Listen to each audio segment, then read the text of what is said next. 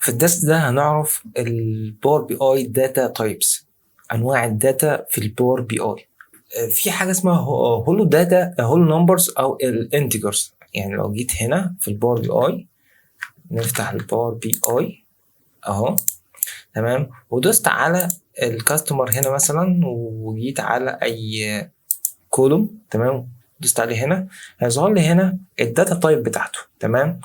فانا ممكن اغير الداتا تايب، سواء هنا هولو نمبر او ديسيمال نمبر او فيكسد ديسيمال نمبر، وهنعرف كل انواع دي ان شاء الله، تمام.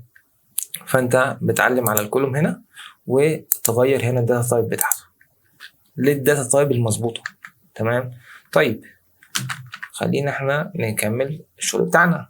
الانتجر نمبر او الهول نمبر ده بيقول لك ده بيخزن الداتا بتاعتي او الفاليو بتاعتي، تمام، الحاجات اللي موجوده، الارقام اللي موجوده على هيئه ارقام صحيحه، تمام، سواء بيكون 1 20 ماينس 15 ماينس 1 كده، تمام. بس ما بيخزنش الايه الديسيمال نمبر، الارقام العشريه، تمام. وده بنستخدمه في العد او الارقام الصحيحه عموما يعني، تمام. ده اول حاجه معانا في الداتا تايب. تاني حاجه معانا في الداتا تايب اللي هي الديسيمال نمبر. يعني احنا خلصنا الاول نمبر، معانا الديسيمال نمبر. الديسيمال نمبر ده هي الارقام العشريه، تمام، اللي فيها كسور، تمام، اللي فيها يعني ايه كسر زي كده 12 بوينت كذا 0.75 كده. دي بتكون مناسبة للبرسنتج، بنستخدم الأرقام العشرية. في حاجة برضو اسمها fixed decimal number. الفيكسد decimal number دي مثلا always keeps تحتوي على 4 decimal places، تمام. بتكون في fixed decimal number، أنا عايز fixed decimal number يكون 4 أرقام عشرية ظاهرين. يعني الرقم مثلا ظاهر معايا 25، لا أنا عايزه 4 أرقام عشرية، تمام. اللي هو اختار من هنا fixed decimal number اللي هو ده، تمام، واعمل 4 هنا السبيسز دي، اعملها 4 فيظهر لي 4 حاجات.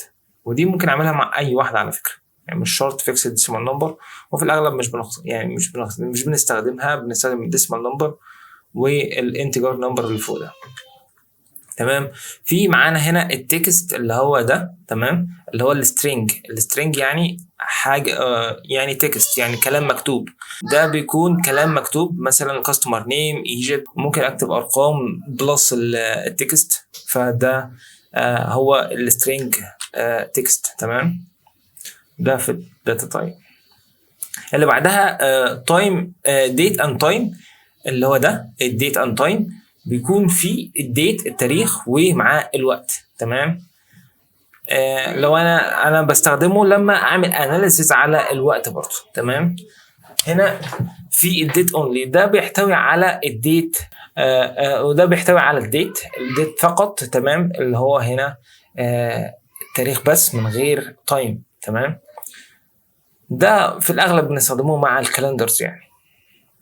هنا only time او time only، التايم بس، ده بنستخدم التايم without date، تايم من غير الديت، تمام.